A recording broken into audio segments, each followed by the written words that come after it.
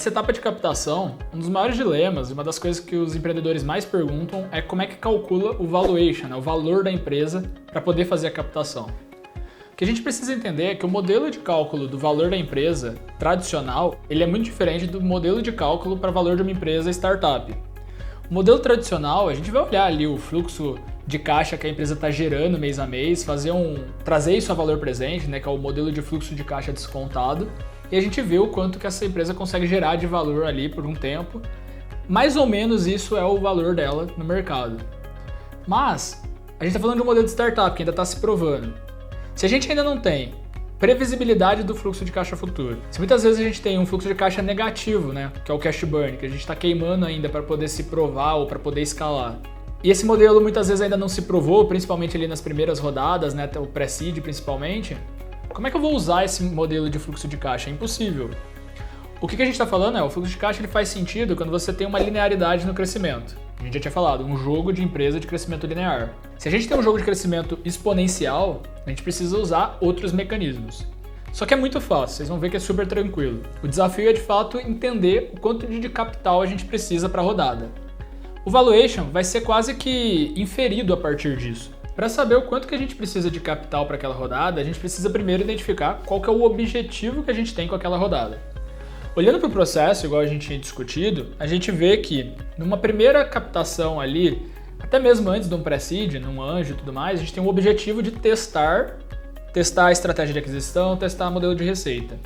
Se esse é o objetivo, eu vou mensurar o que eu preciso fazer para fazer esses testes, levantar esse custo e aí eu vou captar esse recurso para fazer esses testes no mercado.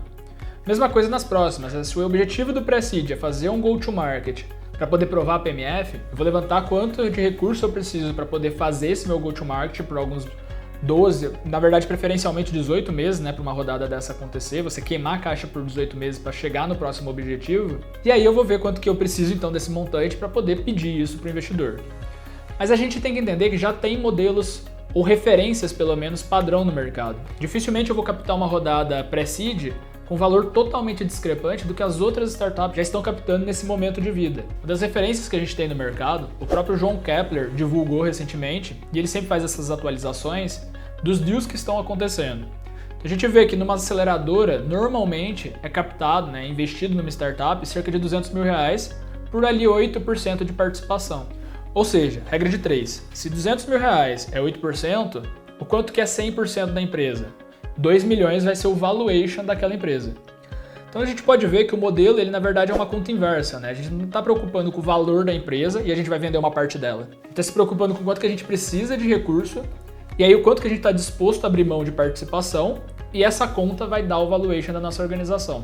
E cada rodada tem um padrão, mais ou menos o que está sendo realizado naquele mercado. O mercado brasileiro, ele segue um pouco esse modelo, apesar de que esses valores vão normalmente subindo, né, ano após ano.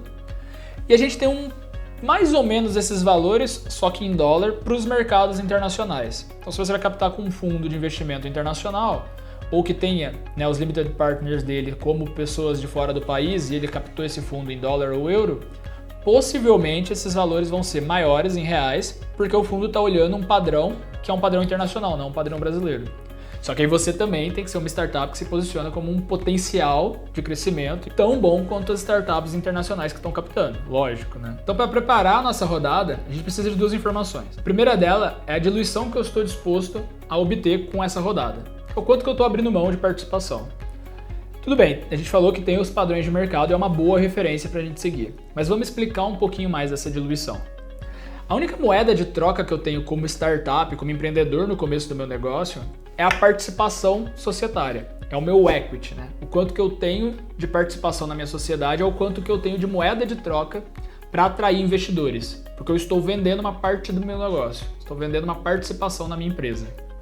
Essa moeda de troca é o bem mais precioso que a gente tem no negócio. E a gente não pode sair vendendo nem para qualquer um, que podem atrapalhar talvez o meu negócio a se desenvolver, e nem dar uma participação muito grande do meu negócio. Porque senão eu vou me diluir muito e eu vou ter pouca moeda de troca para as próximas rodadas. A gente pode ver nessa tabelinha da Endeavor como que funcionaria a diluição ao longo das rodadas. Então se eu estou em cada rodada dando 10% da minha participação, eu como empreendedor, para o primeiro investidor ali, o anjo, eu dei 10%, eu fiquei com 90%, esse investidor ficou com 10%. Na segunda rodada, se alguém entra com mais 10% de participação, eu vou ficar com 81% e essa pessoa mais o anjo vai ficar com 19%. Por quê? Porque o anjo saiu de 10%, ele também se diluiu 10%, então o dele caiu para 9%. E esses novos 10% foram para o novo investidor que entrou. Então, cada nova rodada, eu e todo mundo que já estava na minha base, né, os meus sócios agora, né, os investidores que já entraram comigo, vamos sendo diluídos 10%. Até o Série B, nesse primeira linha aqui, nesse primeiro modelo, a participação principal, né, o controle da empresa ainda está na mão dos empreendedores. Óbvio que esse modelo aqui ele é muito difícil de acontecer, né? Você só se dilui 10% em todas essas rodadas. Mas a gente precisa encontrar um meio termo. Não dá para ser um modelo onde você se dilui 30%, 35% em cada rodada, que é muito, porque logo no começo aqui, ó, a gente vê que tanto 30% e 35%, logo no pré-seed, na segunda rodada de investimento, você já não vai ter mais controle da sua própria empresa. Você não vai ser mais o sócio majoritário. E se os founders não têm o controle principal da própria empresa dentro do seu equity, dentro da sua participação, antes de um Série A, de um Series B, uma rodada mais agressiva, uma rodada mais institucional, provavelmente eles vão perder aquela vontade, aquela dedicação que eles têm no negócio para poder comprovar, principalmente nesse momento inicial, comprovar que o negócio para de pé, conseguir levar esse negócio para uma escala, eles vão perder essa vontade porque eles já não são mais tão relevantes, né, no quadro acionário daquela startup. E eles ainda vão ter que fazer outras rodadas e continuar se diluindo. E o investidor não quer que esse empreendedor, que é quem está puxando a operação, perca essa motivação, perca essa vontade. Ele quer que esse empreendedor tenha tesão mesmo, tenha vontade de fazer a coisa acontecer. Então é fundamental que você faça rodadas conscientes, que você não tenha uma diluição muito grande, que você consiga trocar esse seu equity de uma forma saudável. Por isso que às vezes a gente pega poucos recursos, né, um montante não tão grande nas primeiras rodadas, mesmo se alguém te oferecer um valor gigante, um valuation gigante no começo, para pensar se faz sentido, né? Acho difícil isso acontecer, mas para pensar se isso faz sentido. Porque você vai jogar o seu valuation lá para cima, porque você não pode diluir muito. Então você vai abrir mão de pouco equity. O seu valuation vai lá para cima. Você vai ficar uma startup muito cara. Se você ainda não comprovou o seu modelo e você não comprovar com esse recurso, na próxima rodada ninguém vai ter interesse em você, porque você vai estar muito caro. E aí você vai ter que baixar o seu preço no mercado, o seu valuation, captar uma rodada mais barata. Isso chama down round, né? Você está jogando o seu preço mais para baixo. Isso é muito mal visto pelo mercado, porque isso mostra que a startup, em vez de estar crescendo e crescendo cada vez mais, ela está invalidando o modelo e talvez tendo mais dificuldade. Então, esses sinais que a gente dá para o mercado por meio das rodadas de investimento, eles são tão importantes quanto. Porque não adianta a gente ter um modelo de negócio que funcione e para de pé, se a gente não tem o meio, os recursos para financiar esse crescimento de acontecer. E o segundo ponto de preparação para a nossa rodada de investimento é entender de fato quanto que eu preciso de recurso. Para fazer esse levantamento, a gente colocou aquela planilha de LTV, CAC, de Unit Economics. E a gente vai voltar para ela. Isso vai ser num próximo vídeo.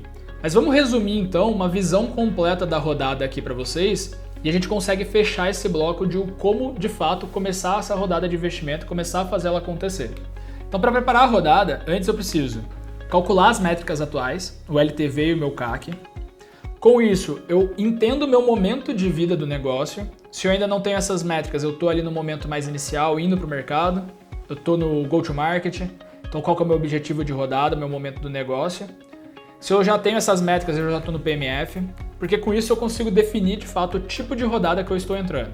Em paralelo a isso, eu montei toda a minha estrutura de receitas e gastos, né? Com base na minha DRE ou melhor no fluxo de caixa, né? Que é o gasto realizado. Eu vou entender com isso quantos meses eu consigo fazer essa preparação da rodada e fazer essa rodada acontecer da melhor forma. Eu vou ter o meu cash burn e o fôlego, o runaway, lembra? O fôlego para poder conversar com investidores, fazer todo o meu roadshow e conseguir fechar a rodada. Isso é a primeira etapa, né? A grande preparação. Com essas informações eu avanço para um segundo bloco que eu vou entender a necessidade de caixa atual. A gente vai ver isso na planilha, né? A gente vai ver quanto de custo eu preciso, quanto de estrutura eu preciso para poder atingir aquele objetivo, que é o meu momento da rodada. E eu vou olhar o benchmark das startups do setor. Talvez eu esteja julgando que eu preciso de 1 milhão porque eu preciso trazer um SDR, um closer e tudo mais. Mas eu vou olhar as startups do mesmo perfil que o meu, sei lá, gestoras de projeto, startups que são ferramentas, softwares, que estavam naquele momento de pré-seed, e aí o pessoal captou 600 mil. Porque eles precisavam, na verdade, só de um SDR para poder refinar ali a máquina, colocar algumas ferramentas de automação e a coisa aí. Bom, talvez eu não saiba exatamente como que eu vou provar o meu PMF se eu estou numa rodada pré-seed, mas eu tenho um benchmark de pessoas que acabaram de provar, startups que captaram talvez um ano atrás uma rodada pré-seed e provaram o PMF dela. Se elas têm um modelo parecido com a gente pode usar a forma com que elas provaram o PMF, a estrutura de custos que elas tiveram como referência para montar a nossa projeção de necessidade de caixa. Então, talvez as mesmas pessoas, o mesmo perfil de trabalho que eu preciso dentro da minha operação para poder fazer aquele objetivo ser alcançado. Então eu posso usar essas referências dessas startups para construir a minha necessidade de caixa. Isso vai dar um montante de capital que eu preciso para minha rodada acontecer. Que é, então estou indo captar 600 mil reais no mercado. É isso que a gente está falando. Logo na sequência, eu vou verificar então o quanto que eu e os meus sócios estamos dispostos a abrir mão de equity, mas de novo, não tem como desmembrar, separar isso do que o mercado está fazendo. Então, quanto que está sendo o benchmark de equity para essa rodada, igual a gente viu ali na tabelinha? O pessoal nessa rodada está dando normalmente 12% hoje em dia. 12% a gente aceita abrir mão. Então, com isso eu vou definir o equity que eu estou abrindo mão da minha empresa, que eu estou vendendo da minha empresa, a participação que eu estou vendendo nessa rodada. Com a participação, a porcentagem da minha empresa que eu estou vendendo e o valor que eu estou pedindo por essa porcentagem, que é o montante de capital que eu preciso para atingir o meu próximo objetivo, né, os recursos que eu preciso, eu tenho o valuation da minha startup. Então, de novo, o valuation é um cálculo indireto nesse momento de vida inicial do negócio. A gente verifica, e o que é o mais importante, que é a necessidade de caixa que eu preciso. E aí por isso que a gente vai falar disso então na tabelinha. Vamos olhar aquela planilha de Excel que a gente já viu, de Unit Economics, e ver como que a gente faria um levantamento da necessidade de caixa para uma rodada de investimento.